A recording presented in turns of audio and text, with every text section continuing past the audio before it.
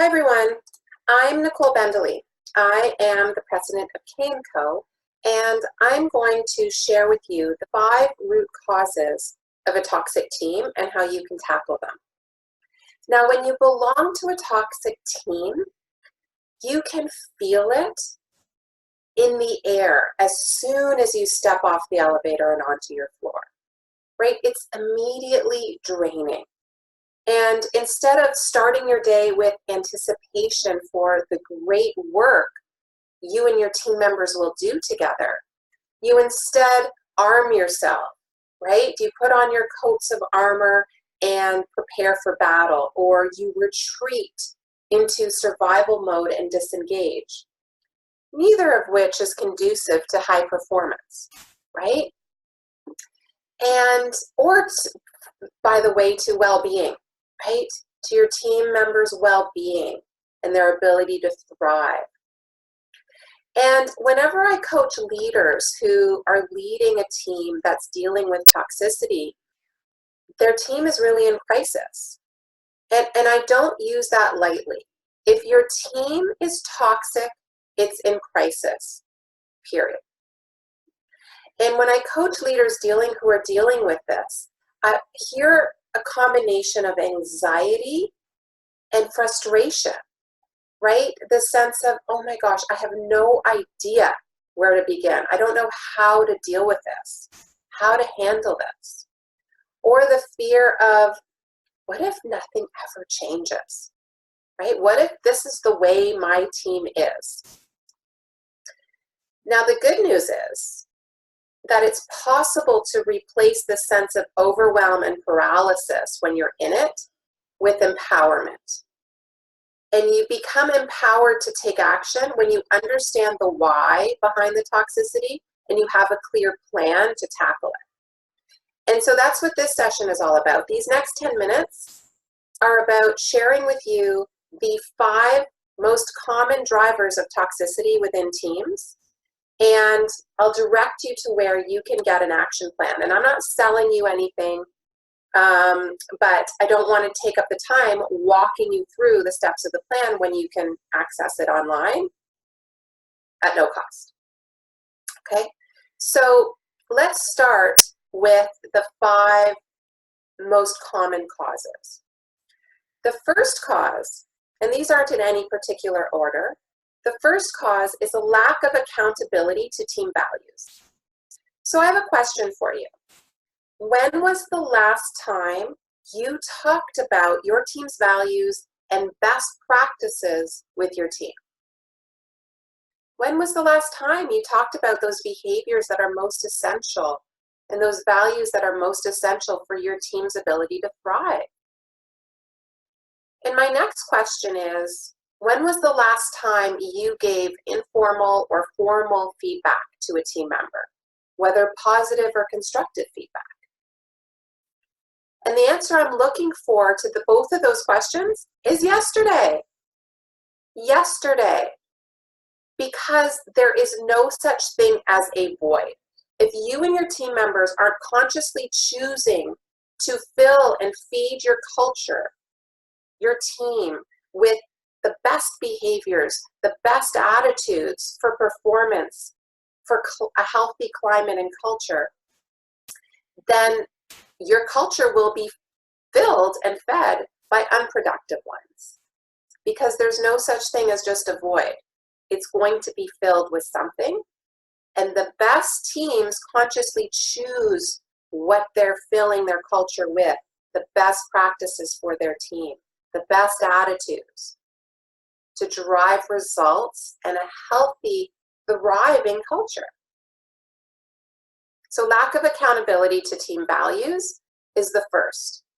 The second root cause that I'm going to share with you is fear. Okay? Fear destroys team culture. It eats away at it faster than anything else. Now, conversely, fear isn't present in a high-performance team. Right? When teams are thriving, they aren't afraid to make mistakes. And they're certainly not afraid to talk about mistakes and to learn from them. And their leader does the same. In high-performing teams, team members feel safe. They feel safe to speak up. They feel safe to share opposing views. They feel safe to ask questions. They feel safe to rock the boat and challenge the status quo for the purpose of helping the team be even better, to drive better performance, for continuous improvement for the organization and themselves and their team. And so if fear is present within your team, people don't feel safe. They don't feel safe to bring their true vulnerable selves to work. And it's only when we can be vulnerable, when we can show up and bring our unique strengths, that we're able to perform at our best. So fear is a key driver in toxicity and has no place in a high-performance team. Now, the third root cause goes hand in hand with fear, and that's a lack of trust, right? And trust is the cornerstone of a high-performance team. Without trust, there will be greater conflict. People will feel that their team members or their leader in particular doesn't have their back. Without trust, people are not given the benefit of the doubt. People do not assume positive intent. Negative, unproductive assumptions and beliefs about one another take over and erode relationships, erode dialogue, and people end up taking their own stances, right? Out of distrust for one another. We end up in an us versus them environment, whether it's us, the team, against the leader, or administration, right? Or if it's, for example, young nurses against more seasoned nurses, whatever it might be. Trust erodes relationships. Trust erodes dialogue. Trust erodes performance. And without trust, we just cannot perform at our best as individuals and as a team, because relationships are at the heart of great work. Okay? So lack of trust. And if there's a lack of trust in your team, by the way, the trust building starts with you, the leader. And you'll look at that within the action plan that you'll be getting. Now, the fourth cause is a lack of recognition. And there's little that's more damaging to morale, other than a lack of trust and fear, than when a team feels like their contributions don't matter, right? People need fuel to stay motivated. And the energy and that really carries a team the furthest, or an individual the furthest, is knowing that their contributions matter, in knowing that their contributions are making a difference and are valued, right? And so William James, who was an American psychologist and philosopher, once said that the deepest principle of human nature is the craving to be appreciated. And recognition starts with you, the leader. How often are you genuinely recognizing team members for the unique strengths that they bring, for their contributions and the difference that they're making? And what's great is when the leader begins to more genuinely recognize people in a way that's meaningful for each team member, by the way, because some people are uncomfortable with recognition. So it's important to understand what's meaningful to each of your team members. And that builds trust as well, right? To understand how people would like to be recognized is important. And when you do that, you're not only helping individuals feel great, building energy, but you're communicating and teaching team members to do the same for one another. And then finally, the fifth root cause is, and I see this so often, and I see this not only in toxic teams, but in teams that are performing at an average level, right? They're just getting by. Maybe they get along, but they're not performing, right? It's a lack of a clear and embraced common goal.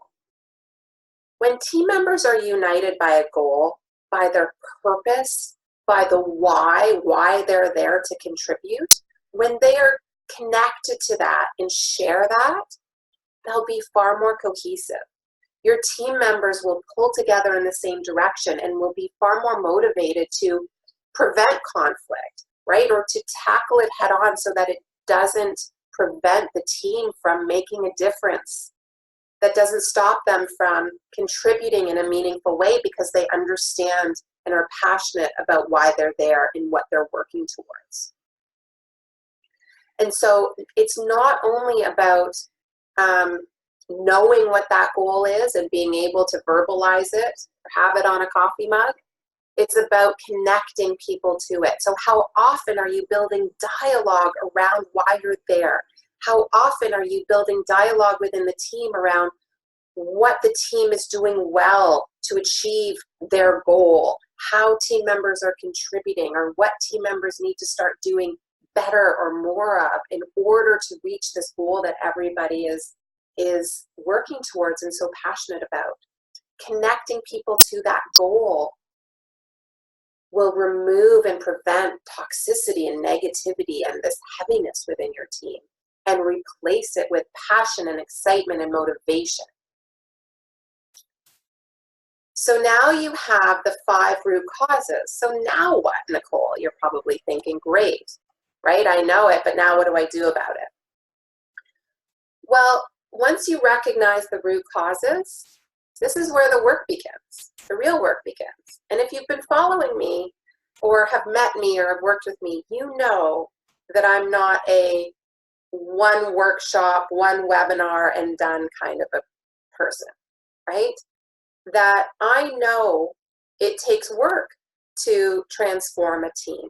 It takes work from the leader, it takes work from team members. But I also know that that work doesn't have to be a struggle, right? It doesn't have to be overwhelming or complicated. My passion in life is simplifying things for leaders and teams so that you can all thrive more and struggle less.